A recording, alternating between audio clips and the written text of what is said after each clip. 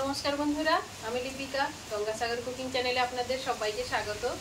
বন্ধুরা, আজকের আপনাদের সঙ্গে শেয়ার করব একটা একদম নতুন ধরনের রেসিপি। খুবই কম তেলে হেলদি একটা রেসিপি। সকাল কিংবা বিকেলের জন্য বা স্কুলে বাচ্চাদের টিফিনের জন্য এই রেসিপিটা খুবই উপকারী। এই রেসিপিটা একবার যদি বাড়িতে বানান তো খুবই আনন্দ করে সবাই খাবে। তো চলুন বন্ধুরা, তাহলে রেসিপিটা শুরু করা যাক। আজকে রেসিপিটার জন্য 1 বাটি আটা ও হাফ বাটি কাঁচা চিনে বাদাম নিয়েছি। তো চলুন বন্ধুরা, এবারে উনুনটা ধরিয়ে একটা তাওয়া বসিয়ে দিই। এবারে তাওয়ার মধ্যে দিয়ে দিচ্ছি কাঁচা বাদামটা এবার আমি ভেজে নেব। এটাকে খুব বেশি পুড়িয়ে ফেললে হবে না, হালকা হালকা এতে ভেজে নেব।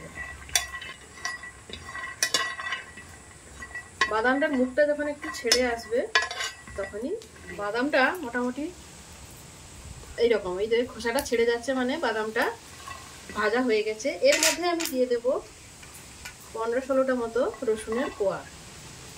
আমি কিন্তু এখানে কোনো তেল ব্যবহার করব না, এটাকেও এর সঙ্গে হালকা হালকা আঁচে ভেজে নেব। সবই শুকনো খোলাতে আমি ভেজে নেব। রসুনটা যখন হালকা একটু কালার হয়ে আসবে ওর মধ্যে আমি দিয়ে দেব 4-5টা শুকনো লঙ্কা। শুকনো লঙ্কাটাও এর সঙ্গে আমি ভেজে নেব। খুব বেশি লাল লাল করব না বা কালো করে একদম পুড়িয়েও ফেলবো না, মোটামুটি হালকা একটা আঁচ লাগলেই হবে। বাদামগুলো ভাজা হয়ে গেছে, এবার এটাকে আমি ঢেলে নিচ্ছি। এবারে এটাকে বেশ কিছু সময়ের জন্য আমি ঠান্ডা হতে দেব। ততক্ষণে যে আটাটা নিয়েছি ওই আটাটাকে মেখে নিচ্ছি। এদিকে আমি আটাটা মেখে নেওয়ার জন্য একটা বড় বাটি নিয়েছি, নিয়ে নিচ্ছি 1 বাটি আটা। পরিমাণ মতো লবণ দিয়ে দিচ্ছি, আর এখানে দিয়ে দিচ্ছি হাফ কাপ টক দই। খুব বেশি টক দই হলে হবে না, যেন একদিনের দই হয় সেই দইটাই নিতে হবে। আর এতে দিয়ে দেব খুবই সামান্য বেকিং সোডা, খুব সামান্য পরিমাণে। এবার এগুলোকে মিশিয়ে নেব, খুব ভালোভাবে হাত দিয়ে মেখে নেব। দইয়ের বাটিটা ধুয়ে অল্প অল্প জল দিয়ে দেব।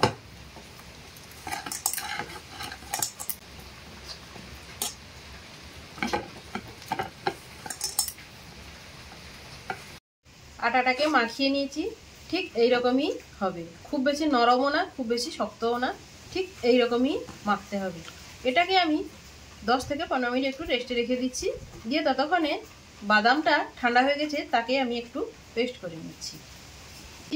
বাদামগুলো ঠান্ডা হয়ে গেছে, এগুলোকে আমি কিন্তু খোসা ছাড়াবো না, এই খোসা সমেতই আমি এটাকে পেস্ট করে নেব। মিক্সির জারের মধ্যে সবগুলো দিয়ে দিচ্ছি। এটাকে আধা ভাঙা করে পেস্ট করে নিয়ে আসছি।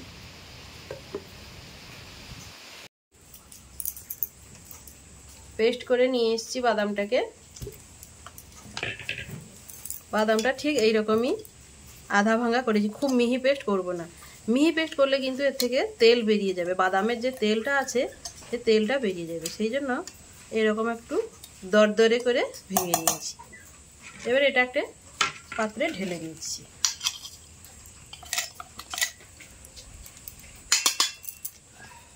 এবারে আর একটু ভালোভাবে হাত দিয়ে মেখে নেব। তার আগে এই আটার ডোটাতে হাফ চামচ মতো একটু তেল দিয়ে দিচ্ছি, দিয়ে এটাকে খুব ভালোভাবে এটা মেখে নেব। একটা সফট হয় আটার ডোটা তেল দিয়ে দিলে।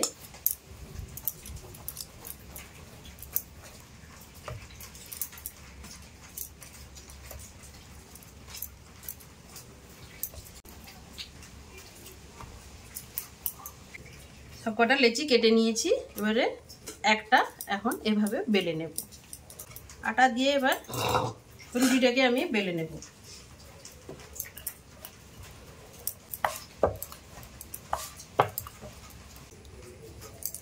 একটা রুটি এইভাবে বেলে নিয়েছি, রুটির সাইজগুলো ঠিক এই রকমই হবে। এই রুটিটাও বেলা হয়ে গেছে, এর মধ্যে দিয়ে দিচ্ছি সাদা তেল। কেউ চাইলে এখানে ঘি বাটার দিতে পারে, আমি সাদা তেলটাই ব্যবহার করছি। সাদা তেলটাকে খুব ভালোভাবে রুটির চারিদিকে মাখিয়ে নেব। এটাকে খুব ভালোভাবে মাখিয়ে নিতে হবে, তবে গিয়ে এর মাঝখানে যে পুরটা দেব সেটা ভালোভাবে সেট হবে। এবারে সেই ভেঙে রাখা বাদাম, রসুন আর লঙ্কা একসঙ্গে এটা ছড়িয়ে দিচ্ছি। এটাকেও খুব ভালোভাবে ছড়িয়ে দেবো যেন চারিদিকে এটা ভালোভাবে ছড়িয়ে যায়।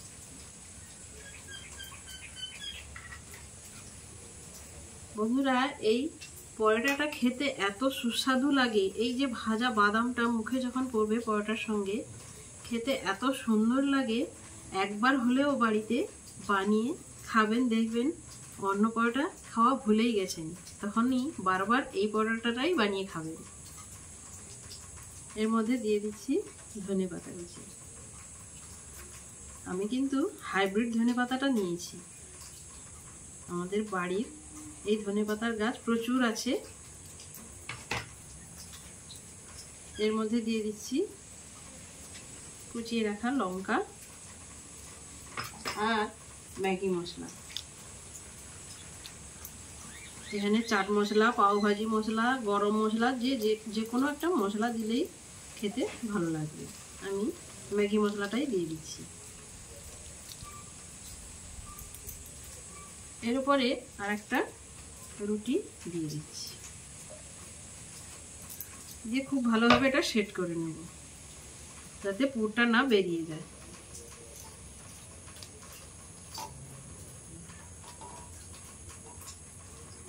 হাত দিয়ে চেপে চেপে ভালো করে এটা সেট করে নিয়েছি। এবারে বেলনা দিয়ে হালকা হালকা চাপ দিয়ে এটা একটু বেলে নেব যাতে দুটো রুটি একসঙ্গে ভালোভাবে সেট হয়ে যায়। এবারে ছুরির সাহায্যে এইভাবে কেটে নেব।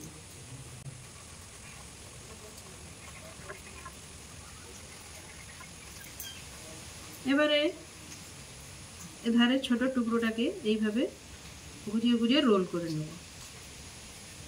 একটু চেপে চেপে রোলটা করতে হবে যাতে লেগে যায়। এটাকেও তার সঙ্গে একই সঙ্গে রোল করে নেব।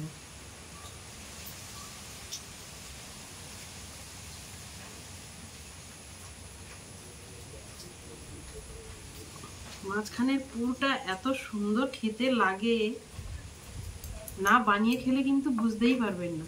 এটা হাত দিয়ে চাপ দিয়ে এরকম একটা লেচির শেপ দিয়ে নেব। এইভাবে তৈরি হয়ে গেল আর একটা লেচি। একইভাবে এটাকে এইভাবে ঘুরিয়ে ঘুরিয়ে রোল তৈরি করে নেব।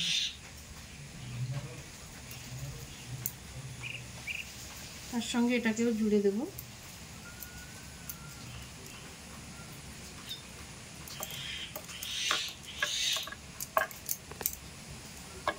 দিয়ে হাত দিয়ে চাপ দিয়ে একটা লেচির শেপ দিয়ে নেব। এইভাবে হয়ে গেল। এইভাবে আমি সবগুলো তৈরি করে নিচ্ছি। এই বাদামের পেস্টটা আমি একটু বেশি করে করেছি, যার জন্য এটা আমি পরোটাগুলো হয়ে যাওয়ার পর এতটা আমার বেশি হয়েছে। এটাকে আমি সংরক্ষণ করে রেখে দেব। এটা যে কোনো সবজিতে এই বাদামের পেস্টটা যদি দেওয়া যায় তরকারির স্বাদটা কিন্তু দ্বিগুণ বেড়ে যাবে। তো এটাকে বেশি দিন সংরক্ষণ করে রাখার জন্য এর মধ্যে একটু লবণ মিশিয়ে যদি ফ্রিজের মধ্যে রেখে দেওয়া যায় বেশ কিছুদিন ভালো থাকবে। তো আমি এর মধ্যে একটু লবণ মিশিয়ে দিচ্ছি। অল্প একটু লবণ মিশিয়ে এটা আমি রেখে দেব। যে কোনো সবজিতে এটা যদি 2 চামচ করে দিয়ে দেওয়া যায় তরকারির টেস্টটা কিন্তু খুবই ভালো হয়। তো বন্ধুরা, এইভাবে মশলা যদি তৈরি করে রেখে দিতে পারেন তো খুবই ভালো হয়। খুব কম টাইমের মধ্যে সবজিটা রান্না হয়ে যাবে।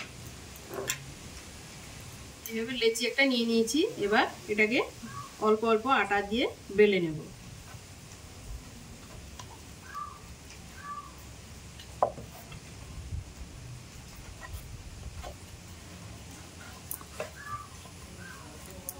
এই পরোটার মধ্যে যে বাদামের পুরটা আছে খেতে এত সুন্দর লাগে। এই লাচ্চা পরোটাগুলো খুবই সুস্বাদু হয় আর এটা হেলদিও। এটা কোনো তেল, বেশি তেল দিয়ে ভাজা নয়। এটা চাইলে কেউ বাটার দিয়েও খেতে পারে বা ঘি, আবার এমনি এটা সেকে নিয়েও খেতে পারে।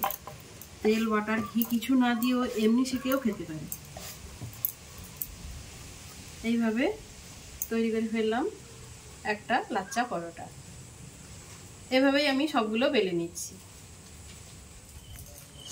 এই দেখুন সবকটা এইভাবে আমি বেলে নিয়েছি। এবার উনুন ধরিয়ে একটা তাওয়া বসিয়ে দিয়েছি।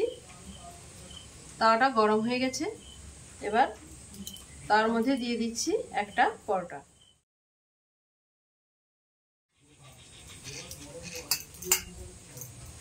প্রথমে আমি কিন্তু এর মধ্যে তেল, ঘি, বাটার কিছুই দেব না। এইভাবে শুকনো তাওয়াতে আমি উল্টে পাল্টে ভেজে নেব।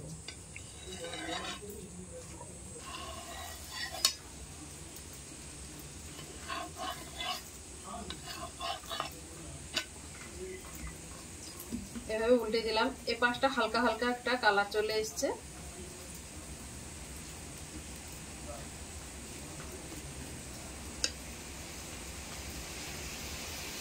এইভাবে আমি উল্টে পাল্টে দু পিঠ ভালোভাবে সেঁকে নেব।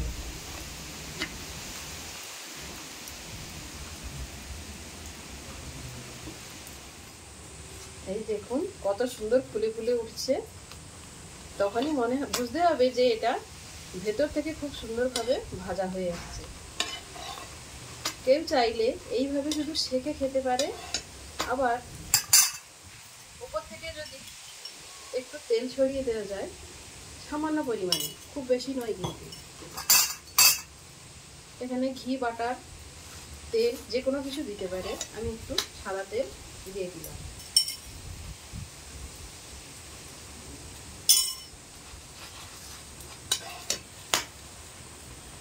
এইভাবে আমি ভেজে নিচ্ছি। এটা কিন্তু ভাজা হয়ে গেছে। এটা এবার আমি নামিয়ে নিচ্ছি। দেখুন এই বাদামের পুর দেওয়া কত সুন্দর এই লাচ্চা পরোটাগুলো ভেজে নিয়েছি। দেখতে কত সুন্দর এবং খেতেও খুবই সুস্বাদু। একবার হলেও বাড়িতে কিন্তু বানিয়ে খাবেন। আর বাড়িতে যদি বানান অবশ্যই আমাকে কমেন্টে কিন্তু জানাবেন। আর একটা লাইক দিতে কিন্তু ভুলবেন না।